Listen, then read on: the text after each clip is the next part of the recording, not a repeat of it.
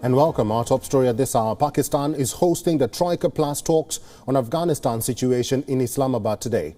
In attendance will be senior diplomats from United States, Russia and China. In fact, U.S. Special Representative on Afghanistan, Thomas West, arrived in Islamabad a short while ago. Taliban Foreign Minister Amir Khan Mutahi has also been extended the invite for the talks. This is his first visit to neighboring Pakistan since the Taliban takeover.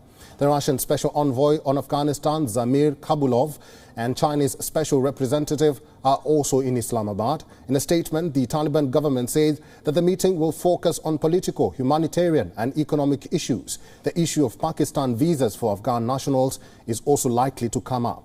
Pakistan has said that the meeting's aim is to achieve lasting peace and stability in Afghanistan. However, the summit is largely being seen as an attempt by Islamabad to push for Taliban government's international recognition. Last month, Qureshi and the then chief of Pakistani spy agency ISI, Faiz Hamid, paid a visit to Kabul. The United Nations has warned that the Afghan economy is on the brink of collapse. International grants for Afghanistan have dried up since the Taliban seized power. Western nations have announced aid for Afghanistan. The aid will be distributed through NGOs. The last Troika Plus meeting was held in Moscow on October the 19th. However, the US did not attend that summit, citing logistical challenges.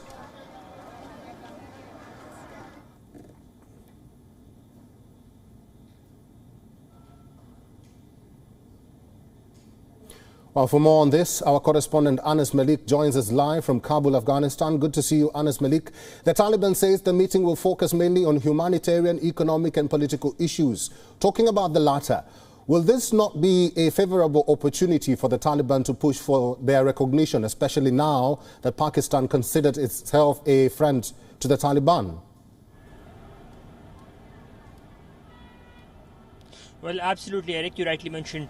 This is a step closer towards that formal recognition the Taliban would want to give it as with this engagement with the international community. Now, these three heavyweights or the Troika Plus, as we say it, which has Pakistan, US, China and Russia, all of these have greater stakes in Afghanistan, and that impacts the region as well. Three of them being superpowers, China, Russia and the US, and engagement with them, the Taliban would want to see that it is a step closer towards recognition, something that they have been desperately craving about. So that is something that is to be noted.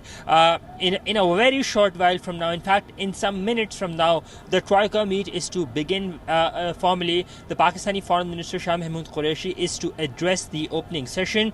First will be the Troika meeting between Pakistan, Troika Plus meeting between Pakistan, US, China and Russia, their special representatives, and then after that the Troika members will collectively call on the Taliban government delegation that is led by the Taliban's Foreign Minister Amir Khan Mutahi, which is in Islamabad, and they will be discussing a range of issues that includes human rights, that includes assets freeze, the dire economic condition, the humanitarian crisis, and especially an emphasis would be on ensuring that women and girls are allowed to work and women and girls are allowed to go back to school. So in fact, as I talk to you, the Troika meeting has formally begun. The Pakistani Foreign Minister Shah Mahmood Qureshi is currently delivering his opening remarks.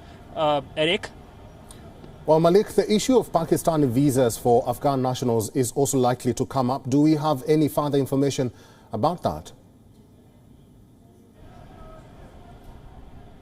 Well, absolutely. Pakistan is one country which gives most number of visas to Afghan nationals. At a point, they used to give 4,000 visas to Afghan nationals out of the 14 border crossings that Pakistan and Afghanistan have the formal border crossings that Pakistan and Afghanistan have. Pre-COVID, more than 60,000 people used to go in and out of their countries, in and out of Afghanistan into Pakistan and back in a span of less than 12 hours. So that is something that is of utmost consideration, because the bigger problem with Pakistan right now is, or the challenge at hand is, that they might be seeing an influx of refugees or people who are who are scared of the Taliban rule, but not all would be clear. They can have some militant people with militant backgrounds as well, and that is something that is a fear that has been remarked by the Pakistani Prime Minister as late as yesterday in the court hearing. So that is to come under consideration.